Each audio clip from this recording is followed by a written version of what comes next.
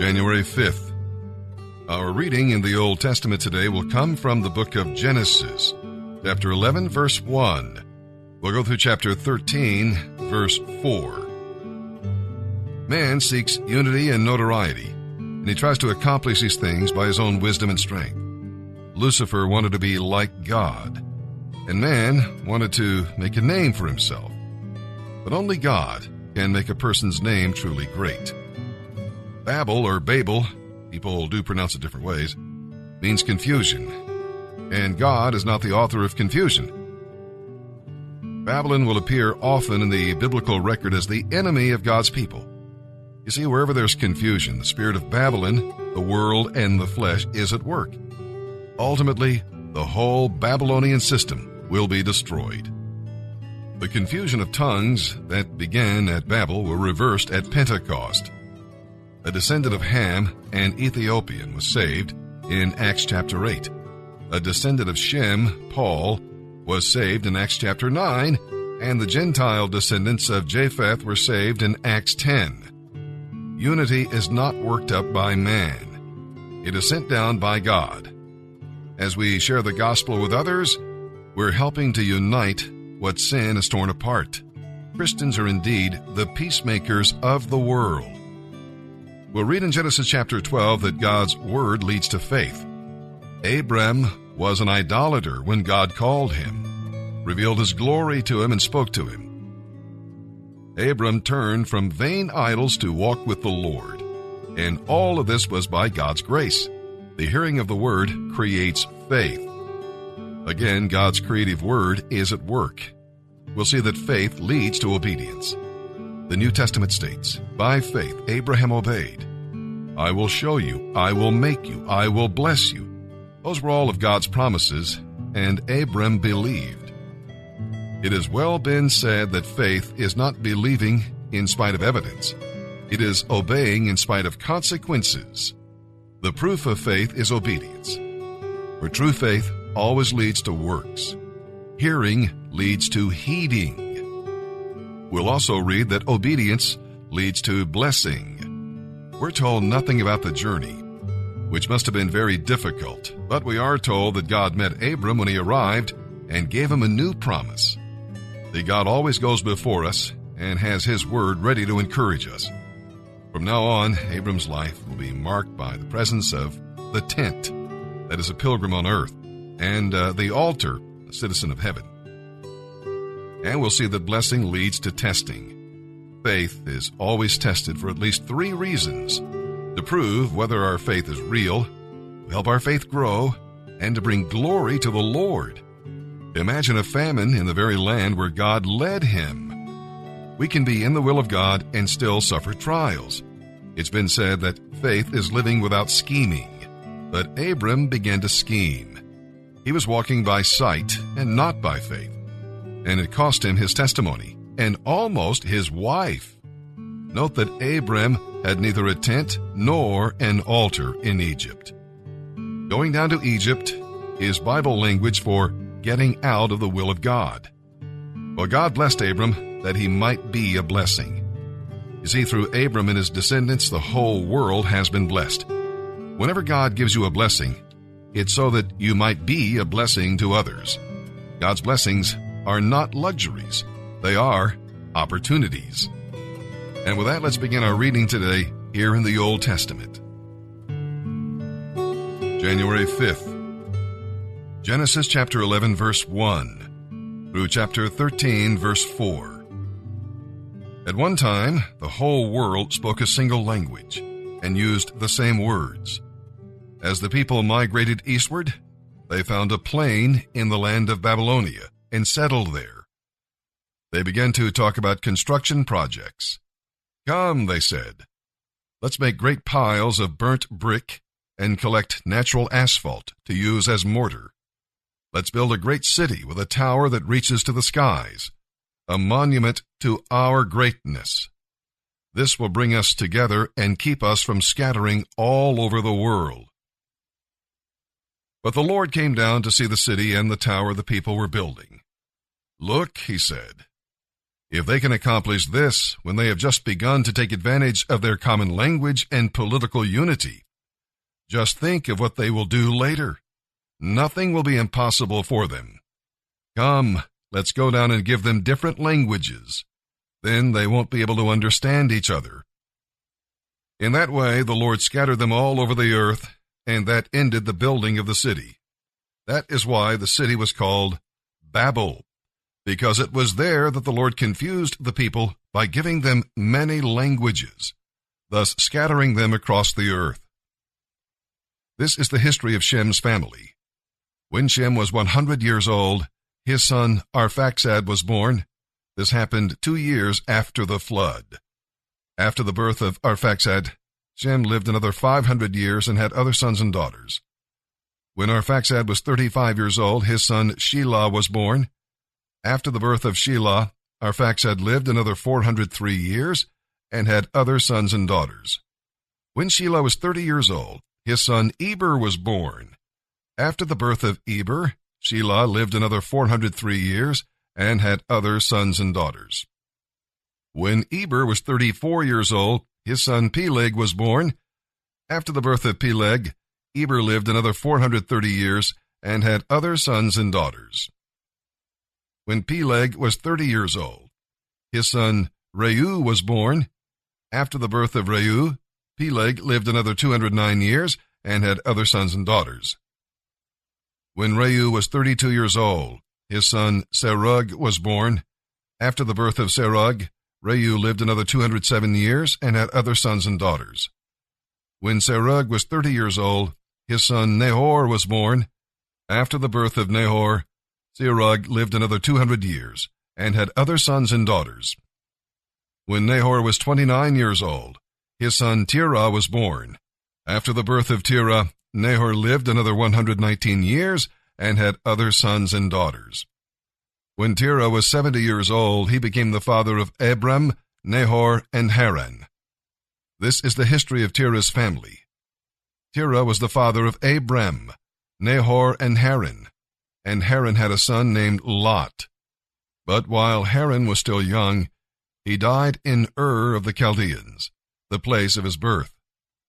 He was survived by Terah his father. Meanwhile, Abram married Sarai, and his brother Nahor married Milcah. The daughter of their brother Haran, Milcah had a sister named Iscah. Now Sarai was not able to have any children. Terah took his son Abram, his daughter-in-law Sarai, and his grandson Lot, his son Haran's child, and left Ur of the Chaldeans to go to the land of Canaan. But they stopped instead at the village of Haran and settled there. Terah lived for 205 years and died while still at Haran. Then the Lord told Abram, "Leave your country, your relatives, and your father's house, and go to the land that I will show you. I will cause you to become the father of a great nation. I will bless you and make you famous, and I will make you a blessing to others. I will bless those who bless you, and curse those who curse you. All the families of the earth will be blessed through you." So Abram departed as the Lord had instructed him, and Lot went with him. Abram was 75 years old when he left Haran.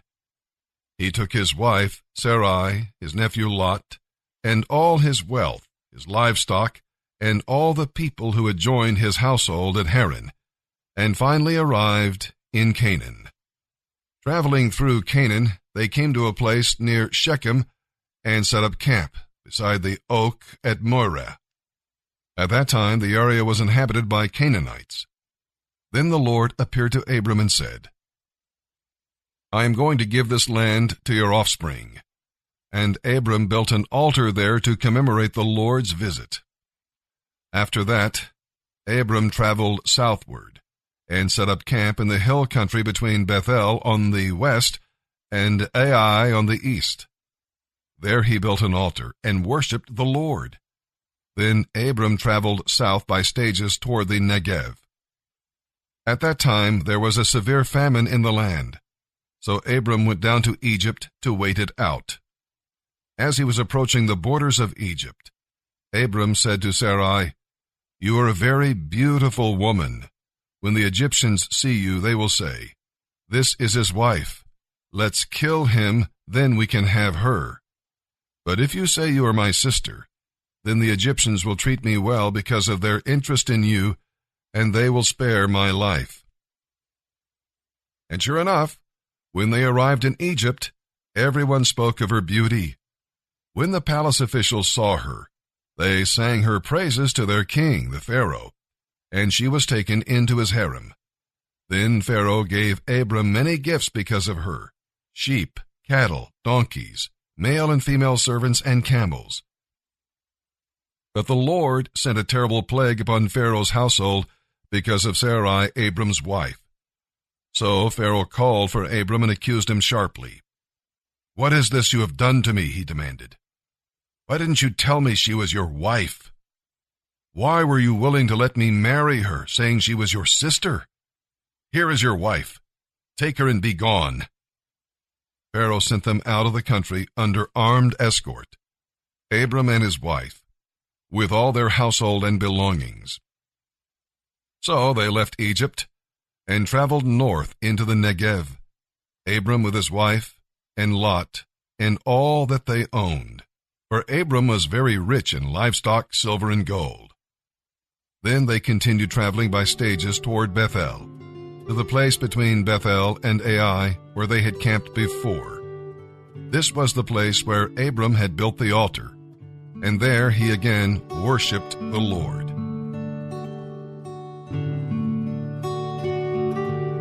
January 5th. Our reading in the New Testament today will come from the book of Matthew, chapter 5, verses 1 through 26. Here's what's going on there. We're going to read about citizens. We enter the kingdom through the new birth, but we enjoy the kingdom by living for those things that please God the most.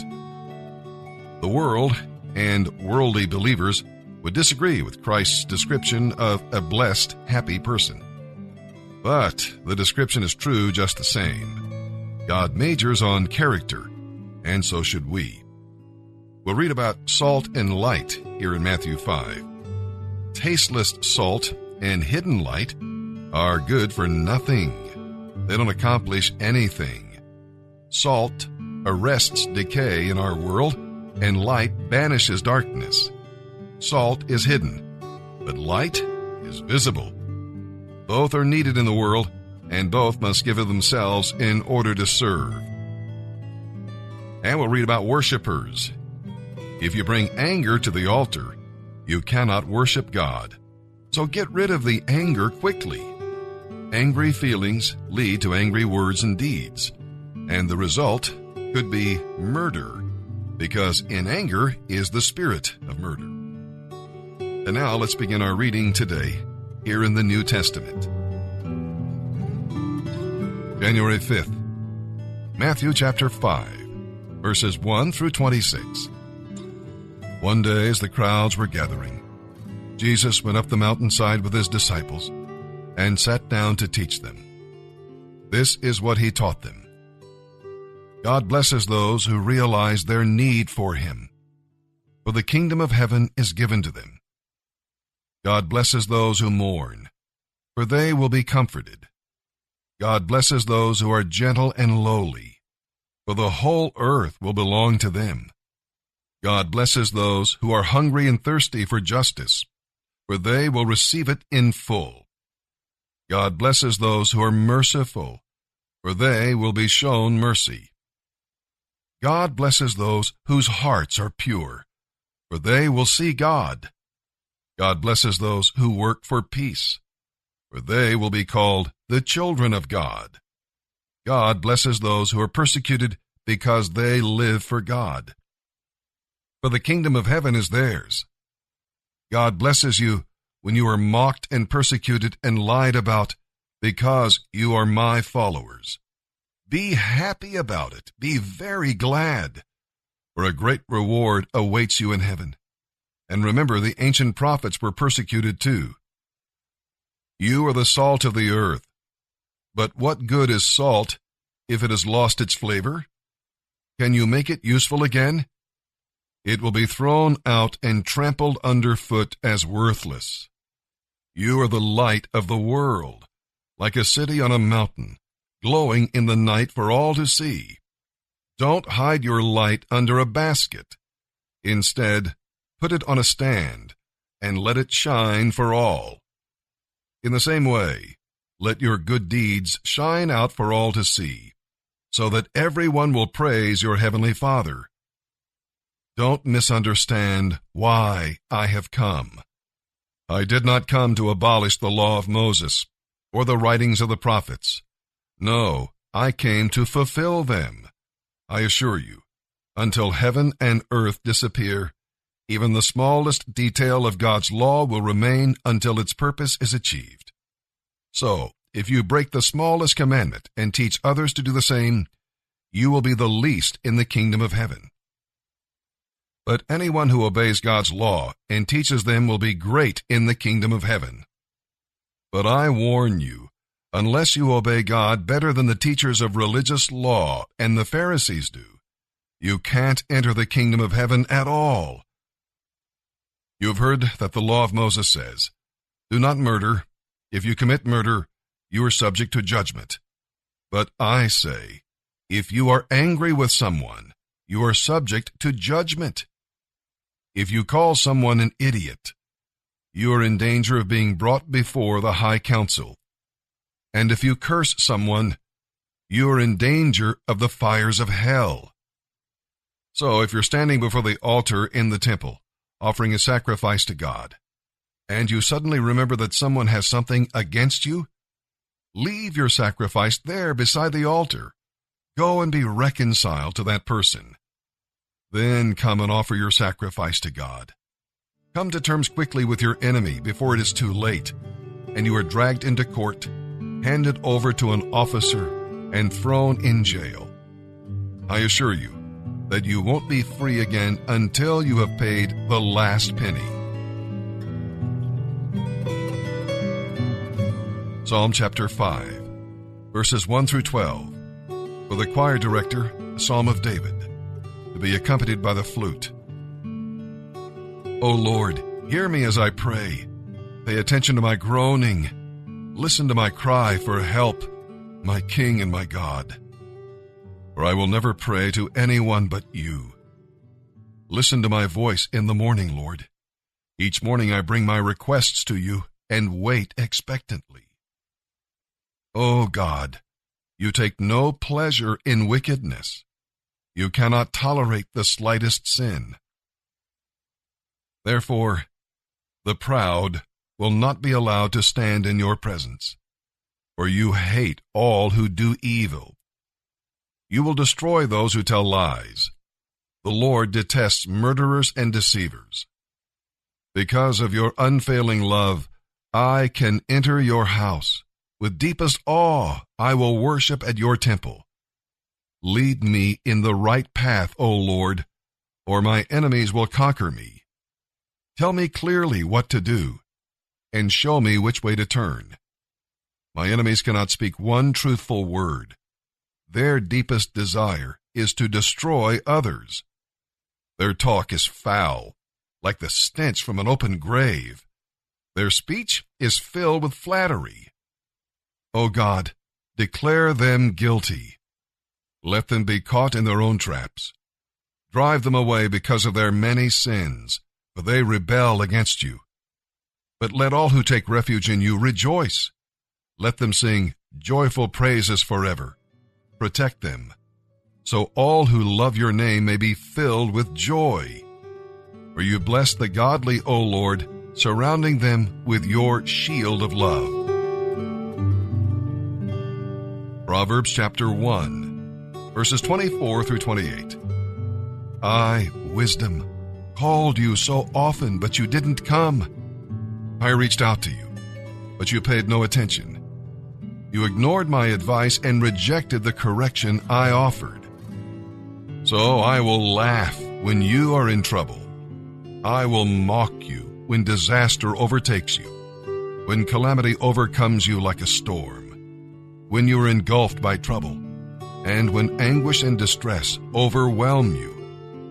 I will not answer when they cry for help. Even though they anxiously search for me, they will not find me.